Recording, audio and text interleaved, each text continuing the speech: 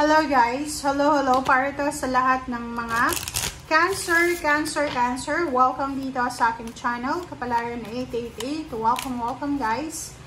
Alamin natin Cancer ka ng messages, vibration, gabay energy. Maraming salamat sa lahat ng Cancer na patuloy na sumusubaybay dito sa aking channel. Okay, tingnan natin Cancer, ano ba yung past energy mo? Ano ba yung nangyari sa nakaraan? Okay. So, yung first card mo dito is how teachable are you? Number 9. Okay. And ano ba yung current situation mo? Cancer.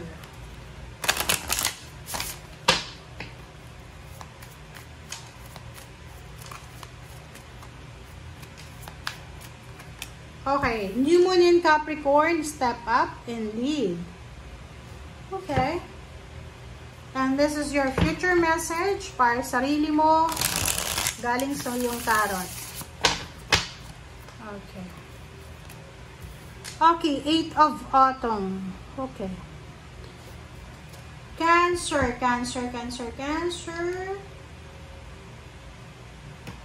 Okay.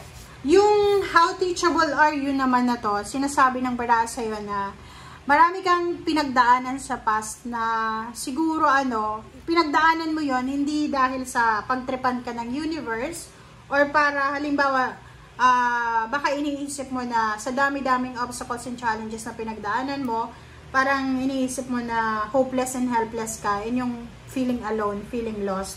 Nagkamali ka doon nagkakamali ka kasi yung card na to from your past, sinasabi na lahat ng pinagdaanan mo ay kumbaga tinuturuan ka ng leksyon ng universe or kumbaga merong lesson learned ka dapat na nakukuha doon sa mga past na nangyari sa buhay mo. Okay? So, halimbawa sa ngayon, kung medyo may hinanakit ka sa universe, bakit nangyayari ito? Bakit ganon? Bakit hindi ako siniswerte? Bakit yung kapitbahay ko ganyan? So, sinasabi ng bara sa'yo na gamitin mo yung past mo as inspiration, as motivation sa kung ano yung kasalukuyang nangyayari. And marami ka dapat na marirealize kung bakit nangyari yon, di ba? Yung parang, bakit kaya nangyari yon sa nakaraan? Bakit kaya hindi kami nagkatuluyan? Or bakit kaya nag-break kami? Ganyan, ganito. Okay? So, yung current situation mo dito is New Moon in Capricorn. Step up and lead. So, sinasabi ng bara sa'yo, oras na, Cancer, para mag-step up ka. Ang step up and lead na to, unahin natin sa pamilya. Diba? Sa pamilya. Babae ka man or lalaki, sinasabi ng baraha, pag mayroong mga abuse sa family, like, alam mo, sa magkakapatid, unahin natin sa magkakapatid Cancer. Kung may mga magkakapatid kayo, tapos, may alam ka na isang kapatid mo na inaabuso, yung parang pinagkakaisahan, because of jealousy, envy, or because of talagang masasama ang ugali ng mga kapatid mo. Parang ganon. Ganon lang yon. Step up and lead. Diba? Hindi ka dapat kumampi. Kasi may ganong sitwasyon na halimbawa sa loob ng family, may isang tao dyan like for example, mayaman siya. Siya yung pinakamayaman sa pamilya. Yung magkakapatid na iba, so-so lang sila. So, medyo naiinggit sila. So, ang gagawin nila, yung magkakapareha ng buhay, pagkakaisahan yung mayaman. Or, vice versa, yung isang mahirap na kamag-anak, pagkakaisahan ng lahat ng mayaman na magkakamag-anak. So, ganun din sa eskwelahan, di ba? Bullying, parang ganun. Kailangan natin, pag may nakikita tayo, Cancer, na may binubuli, may nalalamangan, kailangan nating mag-step up. Walang masama sa pag-step up. Okay? Hindi dapat tayo kumampi sa mali. Dapat doon tayo sa balanse. Mag-step up ka na sabihin mo na hindi tama yung ginagawa mo. And kung may, halimbawa, may mga chismis, ganito, ganyan. Pag alam mo na yung chismis na yun is below the belt na, patigilin mo na yung chismosa. Sabihin mo, tumigil ka na kasi nakakasakit ka na. Kahit hindi naman ikaw yung chinichismis, diba? And yun, ganun yung klase ng pag-step up sa buhay ng tao sa mundo, 'di ba? Hindi naman kailangan natin na maging parang halimbawa kung may naghihirap tayong mga kamag-anak, mga step up ka na ikaw na yung bumuhay sa kanila. No, kailangan meron kang gagawin na kahit konti na makakatulong ka sa kanila. Okay? 8 of Autumn, do more research before proceeding. So, sinasabi ng bara sa'yo, kung may mga plano ka, like for example, planong magpatayo ng bahay, mag-travel, mag-business, mag-research ka muna, pag-aralan mo muna, okay?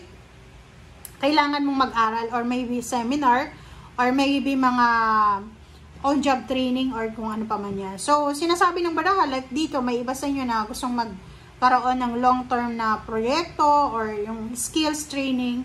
Huwag tayong basta-basta, lalo na kung tungkol yan sa kuryente, tungkol sa tubig, tungkol sa kung ano man na may safety issues. Mag-ingat ka, pag-aralan mo muna, huwag kang papasok sa isang sitwasyon na alam mo na delikado. Okay, thank you.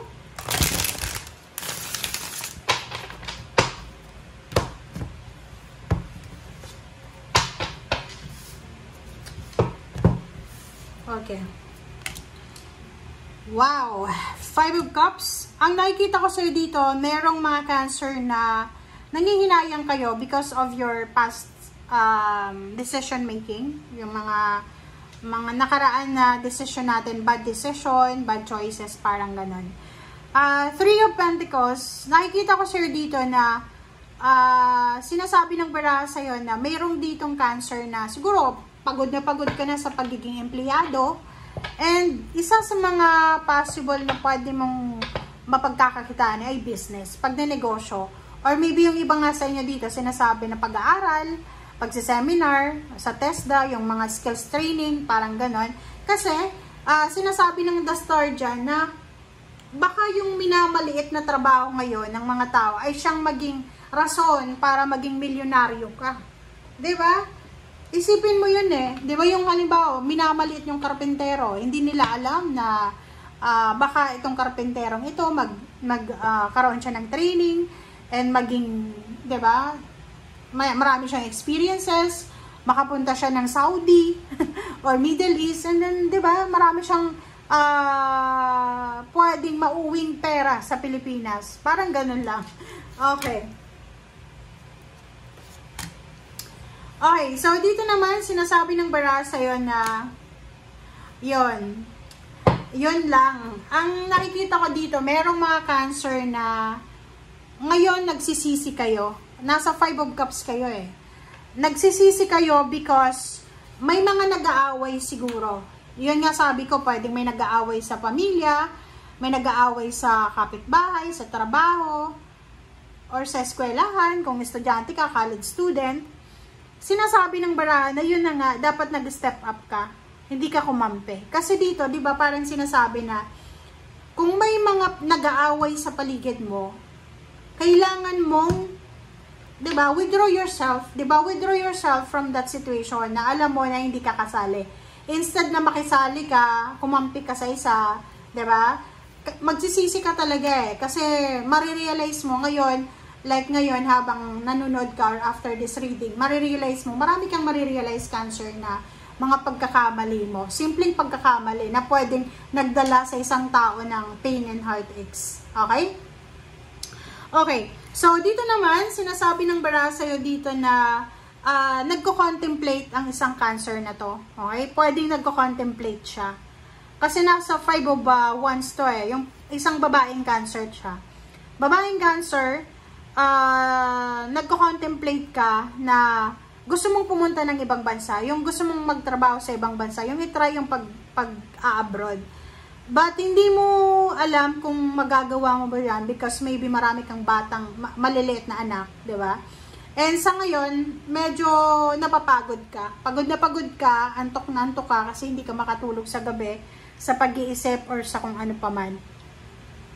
Nakikita ko rin sa'yo dito na siguro kung nasa probinsya ka or nasa Pilipinas or nasa ang sulok ka man ng bansa or mundo, parang ang feeling mo sobrang competitive ng mundo sa ngayon. Ang daming mga tao ngayon na unemployed or maybe may mga trabaho na layoff, nagsarang company because of inflation. So talagang makakaramdam ka Cancer ng sobra-sobrang competition sa kahit saan man na sulok ng mundo. Hindi lang Pilipinas, buong mundo.